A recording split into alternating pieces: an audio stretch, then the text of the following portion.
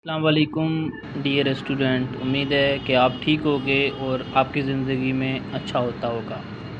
ठीक है, आज हम क्वेश्चन करते हैं प्रॉब्लम बेस्ड ऑन एजेस के बारे में। मतलब एजेस के क्वेश्चन आते हैं, सिंध यूनिवर्सिटी में हो गए, कोई एनटीएस्ट की कोई टेस्ट है, या जॉब की जो आप अप्लाई कर रहे हो, या एमईएस की कोई टेस्ट है, उसमें ये क्वेश्चन आते हैं।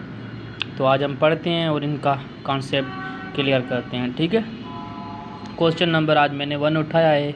क्वेश्चन नंबर 1 ये है, Nadeem is 40 years old and खैर इज़ 60 ईयर ओल्ड। ठीक है, how many years ago the ratio of their edges was 3:5। अब नदीम की जो उम्र है वो 40 साल है और खैर की जो उम्र है वो 60 साल है। ठीक है, अब आगे क्या क्वेश्चन कह रहा है कि कितने साल पहले उनकी एजेस की जो रेशो है वो 3:5 थी, ये बताएं। ठीक है, तो क्वेश्चन हमारा ये था कि नदीम की उम्र 40 साल है और खैर की उम्र 60 साल है, तो कितने साल पहले उनकी एजेस की जो रेशो है वो 3:5 थी। तो हम क्वेश्चन करने जा रहे हैं। ठीक है, तो ये यहाँ तक जो हमने क्वेश्चन, मतलब नदीम 40 ईयर्स ओल्ड एंड खैर 60 ईयर ओल्ड, तो एन अपान हमने के लिख लिया, मतलब नदीम अपान खैर। ठीक है, रेशो को क्वेश्चन हम जो हल करते हैं, तो रेशो को हल करने के लिए हम रेशे में ही हमारा आंसर आएगा, तो हम ऐसे करेंगे। आपका ये क्वेश्चन होगा सर ने यहाँ से क्यों स्टार्ट किया, तो मैंने आपको समझाया है। रेशो को हम 3 तरीक़ों से लिख सकते हैं, तो इस तरीके से भी हम लिख सकते हैं। ठीक है ना, तो नदीम अपान खैर। ठीक है, तो 40 अपान 60 कर दिया। ठीक है, हाउ मैनी की बात आ रही है, हाउ मैनी ईयर्स अगो, मतलब ईयर्स को हम एक्स सपोज करेंगे। ठीक है, अब यहाँ तक तो क्वेश्चन हमने सीख लिया। आगे क्वेश्चन क्या कह रहा है उसका थोड़ा मैं आपको कॉन्सेप्ट देता हूँ, फिर आपको समझ में आ जाएगा। ठीक है, क्वेश्चन ये है कि अगर आज मैं 20 साल का हूँ तो 5 साल पहले मेरी उम्र कितनी थी, तो 5 साल पहले मेरी उम्र 15 साल थी। ठीक है ना, उसके बाद 15 को हम माइनस 20 को हम माइनस करेंगे 5 से, तो मेरी 15 साल उम्र हो जाएगी। यहाँ पास्ट की बात हो रही है, पास्ट एजेस की बात हो रही है। तो आज मैं 20 साल का हूँ, तो 5 साल बाद में कितने साल का हो जाऊँगा, तो 25 साल का हो जाऊँगा ना, 25 साल का हो जाऊँगा ना, तो 25 साल उम्र मेरी हो जाएगी। मतलब इस क्वेश्चन में हमारी पास्ट की बात हो रही है। हाउ मैनी ईयर्स अगो, मतलब कितने साल पहले मेरी जो एजेस की रेशो है वो 3:5 थी। ठीक है ना, तो अब करते हैं, आपको समझ में पास्ट की बात आएगी तो हम माइनस करेंगे, और फ्यूचर की बात आएगी तो हम क्या करेंगे, प्लस करेंगे। ठीक है, तो हमें हाउ मेनी ईयर्स अगो वो तो हमें पता नहीं है कितने मतलब उम्र थी जब इनकी रेशो 3:5 थी, तो माइनस हम एक्स करेंगे। अब आप बोलोगे सर ये माइनस कहाँ से आया, तो बेटा ये पास्ट की बात हो रही है, तो पास्ट के बात होगी ना, वहाँ हम माइनस करेंगे, या फ्यूचर की बात होगी ना तो हम क्या करेंगे, प्लस करेंगे। ठीक है डियर, तो इसलिए हमें 40 माइनस एक्स कर दिया और 60 माइनस एक्स कर दिया। ठीक है, अब क्या है 3:5 है, इसको हमने 3/5 कर दिया, क्योंकि रेशो को 3 तरीक़ों से हम लिख सकते हैं, तो ऐसे भी लिख सकते हैं, कोई प्रॉब्लम नहीं है। ठीक है, आपको बेटा समझ में आ रहा होगा। ठीक है, अब बेटा क्या है, बाय क्रॉस मल्टीप्लिकेशन होगी। क्या होगा, ये 5 इसके साथ मल्टीप्लाई हो जाएगा और ये 3 इसके साथ मल्टीप्लाई हो जाएगा। ये 5 इस 4 के साथ मल्टीप्लाई हुआ तो 20 हो गया, 20 होने की 0 200 हो गया, माइनस 5x हो गया। ठीक है, उसके बाद ये 3 60 से मल्टीप्लाई होगा। ठीक है, 6 की टेबल 3 को लग रही है 18 बार, और 0 ये, तो 180 माइनस 3x। ठीक है, क्योंकि बाय क्रॉस मल्टीप्लिकेशन होती है मैथमेटिक्स में, आपको पता है। तो ये हमारी हुई। अब बेटा क्या, ये माइनस 5x यहाँ आ गया। ठीक है, ये माइनस का 3x था, ये प्लस का 3x हो गया। ठीक है, आपको पता है मैथमेटिक्स में कुछ चीज़ें होती है, जो माइनस का होता है वो प्लस का हो जाता है, प्लस का होता है माइनस का हो जाता है, क्योंकि हमें थोड़ा आगे पीछे वैल्यूज़ को करनी पड़ती है। ठीक है, तो अब क्या है बेटा, ये 180 यहाँ है, अब ये प्लस का 200 है तो यहाँ आएगा माइनस का 200 हो जाएगा, ठीक है, 200 हो जाएगा, ठीक है डियर। अब यहाँ तक तो बेटा आपको समझ में आ गया होगा, कुछ भी नहीं था। माइनस के 5x से प्लस का 3x कट गया, ठीक है, तो हमारा माइनस का 2x बचा, ठीक है।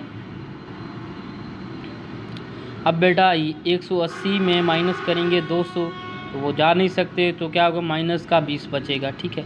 यहाँ माइनस का 20 बचा, यहाँ माइनस का 2x बचा, माइनस माइनस में कट गई, 2 की टेबल 20 को लग रही है 10 बार, ठीक है, तो x हमारा 10 मिल गया, ठीक है। तो मतलब 10 साल की उम्र थी जब इनकी रेशो 3:5 थी, ठीक है। क्वेश्चन आपको समझ में आ गया कि नदीम की उम्र 40 साल थी और खैर की उम्र 60 साल थी। कितने साल पहले उनकी एजिज़ की रेशो थी ना, वो 3:5 थी, मतलब 10 साल के जब थे तो उनकी एजिज़ की रेशो थी 3:5 थी, ठीक है। तो हमारा ये क्वेश्चन था, तो हमने क्या किया, हल किया, एंड नदीम अपान खैर लिखा, 40/60 लिखा।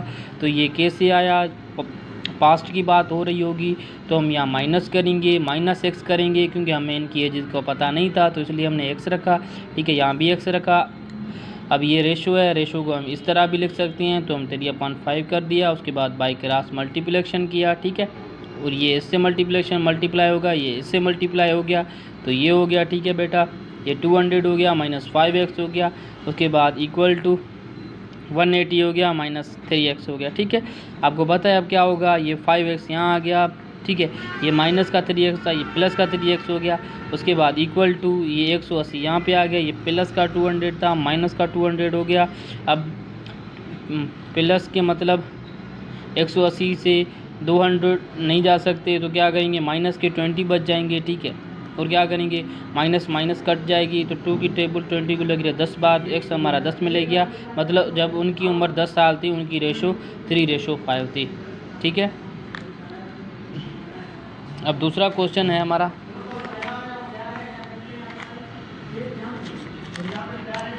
दूसरा क्वेश्चन ये है बेटा, A is 2 years older than B, who is twice as old as C. The total age of A, B, C is 27. How old is B? मतलब A जो है B से 2 साल बड़ा है और जो B है वो A से 2 गुना बड़ा है, तो A, B, C की जो टोटल एजेस है ना वो हमारी 27 है, ठीक है। तो बताएं कि B की एज कितनी होगी, तो ये हमारा क्वेश्चन था। क्वेश्चन ये था कि ए जो है B से 2 साल बड़ा है और B है वो A से 2 गुना बड़ा है, ठीक है। तो A, B, C की जो टोटल एजेस है वो 27 है, तो बताएं कि B की एजेस कितनी होगी, ठीक है बेटा। तो हम क्वेश्चन करने जा रहे हैं। क्वेश्चन हमारा ये था, आपको पता है A की मतलब, तो A की एजेस लिखेंगे पहले, A प्रेजेंट एज, ठीक है, B +2 होगा, ठीक है, ठीक है। उसके बाद B की जो प्रेजेंट एज है वो 2 है, मतलब C मतलब 2 गुना मतलब बड़ा है, ठीक है ना। तो हम 2 मतलब ये 2 इससे मल्टीप्लाई हो जाएगा, 2 गुना की बात आ रही है, वहाँ मल्टीप्लाई होता है, 2 साल बड़ा होता है वो ऐड करते हैं हम, B से प्लस हमने ऐड कर लिया 2, और यहाँ प्रेजेंट एज की बात हो रही है तो 2 को हमने C से मल्टीप्लाई किया, ठीक है। और C प्रेजेंट एज हमें पता नहीं है, इसकी हमें मालूम करनी है कि C की एज क्या है, तो यहाँ हम एक सपोज कर लेंगे, ठीक है बेटा। अब देखें ये एक C की मतलब है ना प्रेजेंट एज, ऐसे समझो कि ये इस C की जगह हम इस x को सपोज कर रहे हैं, ठीक है। 2C की जगह मैंने 2x सपोज किया, मतलब B की जो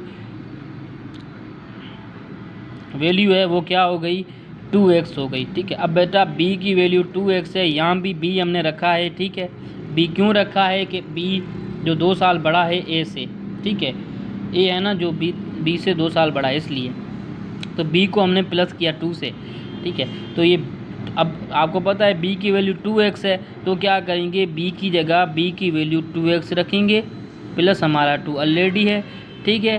तो बिल्कुल भी परेशान नहीं होना है, कुछ भी नहीं किया है। ये एक्स है सी का, इसका वैल्यू हमें नहीं मिली हुई, इसकी वैल्यू हम मालूम करेंगे, ठीक है।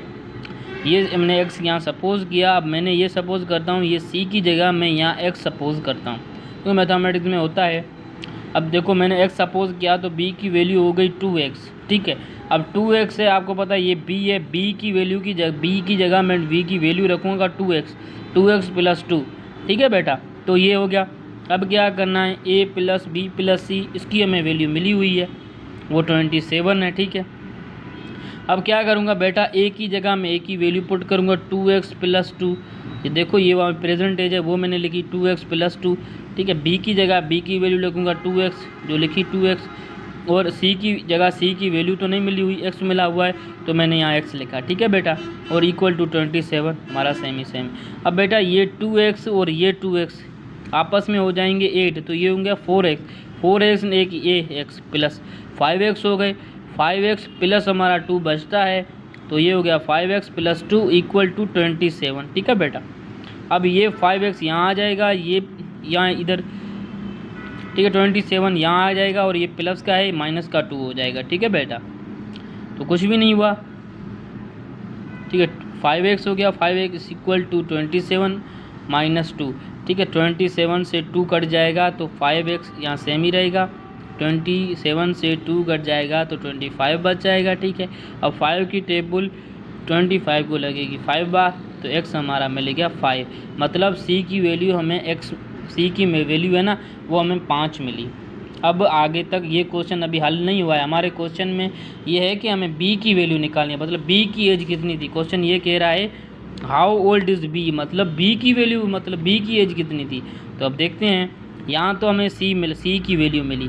अब बेटा क्या करेंगे, b की वैल्यू कौन सी है, 2x है, b की वैल्यू 2x है, ठीक है। ये हमें इसकी उम्र मालूम करनी है। तो बेटा क्या करेंगे, x है ना, x हमें क्या मिला है, 5 मिला है। x की जो वैल्यू निकाली हमने 5 निकाली ना, तो 2 तो हमारा b का है ही ऑलरेडी। x की जगह हमने x की वैल्यू रखी 5, ठीक है। 2 की टेबल 5 को लगाएंगे 10, मतलब b की जो उम्र थी ना वो 10 साल थी।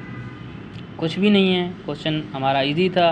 क्वेश्चन में ये था कि a है और b से 2 साल बड़ा है, और b है वो a से 2 गुना बड़ा है। तो a b c की जो टोटल एजेस है वो 27 है। तो बताएं कि b की एजेस कितनी होगी।